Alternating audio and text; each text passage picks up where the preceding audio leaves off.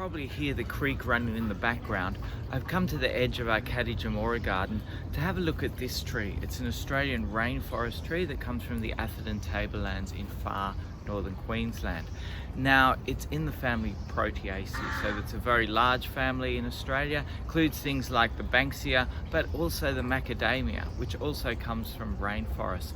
Now, above my head, you can see the juvenile foliage of this plant, and it's called Darlingia ferruginea.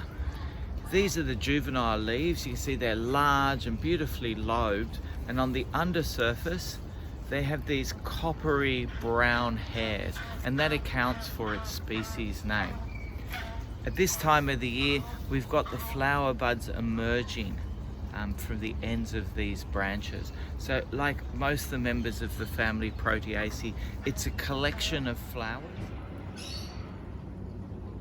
So here's a flower that those cockatoos you can hear in the background have pecked off the tree a little bit earlier.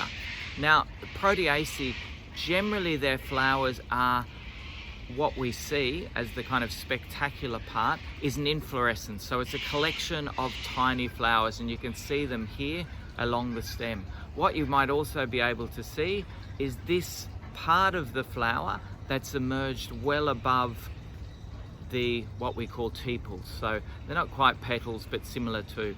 So this is the style and the stigma. So it's the female part of the flower, but unusually in lots of Proteaceae plants, it's actually the female part, the style, that presents the pollen to pollinators, and they could be birds, or in Australia lots of little mammals pollinate our Proteaceae plants.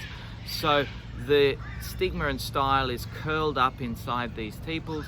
As it emerges, little bits of pollen on the style are presented to the pollinators. There's a bit of nectar in the bottom of this cup, and eventually the style will become, the stigma, the little ball at the end of the style, will become receptive, pollen will be deposited, and pollination will take. Rainforest tree grows to about 30 meters, spectacular foliage and beautiful creamy white flowers that just have the most beautiful and delicate fragrance. There's a little bit of vanilla there, a little bit of cinnamon, but it really pops on a sunny day like today when you're walking by the creek here in the Botanic Gardens.